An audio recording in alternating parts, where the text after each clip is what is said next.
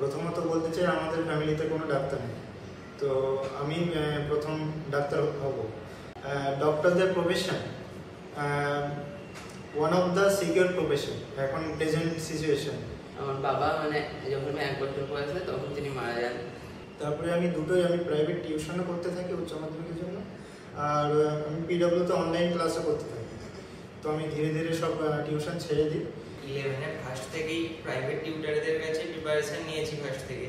আর আমার পিসিএমবি ম্যাথও ছিল, ম্যাথ বাবার কাছে করতাম।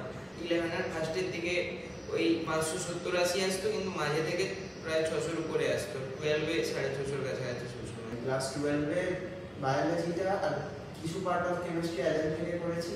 12 ওঠার পর আমি বিভিন্ন ডাউট সলভিংগুলো বাড়াতে থাকি, টিচারদের কাছে যাওয়া।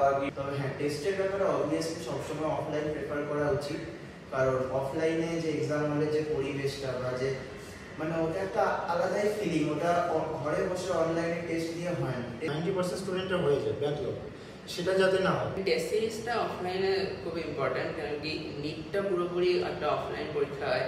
ওখানে শুধু কোয়েশ্চেন সলভ করাটা নয়, ওএমআরও ঠিক সময় ভরাটা, ওইখানে টাইম ম্যানেজমেন্টটা খুব ইম্পর্ট্যান্ট হয়। নিটের মধ্যে কি ছিল, একটা লিমিটেড সিলেবাসের মধ্যে ছিল, এনসিইআরটির মধ্যে।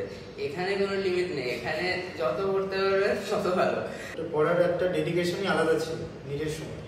কিন্তু এমবিবিএস এসে কি মনে হয় যে কলেজে এসেছি, প্রথম দিকে একটু মজা করবো, খেলাধুলা করবো, সিনেমাও দেখবো, একটু ঘুরতে যাবো, উইকেন্ডে একটু, যেহেতু কলকাতার কলেজ, উইকেন্ডে একটু ঘুরতে যাবো।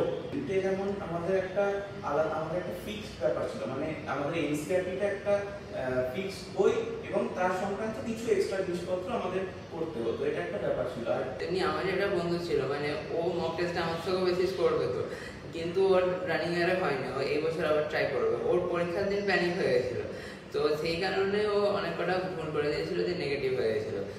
আমি যেহেতু ড্রপ নিইনি, ড্রপ ইয়ারে এক্সপিরিয়েন্স নেই, কিন্তু আমি বলবো যে তোমার ফার্স্ট অ্যাটেম্পটে কত মার্কস ছিল সেটার উপর তোমার ড্রপ ইয়ারের প্রিপারেশন ডিপেন্ড করে।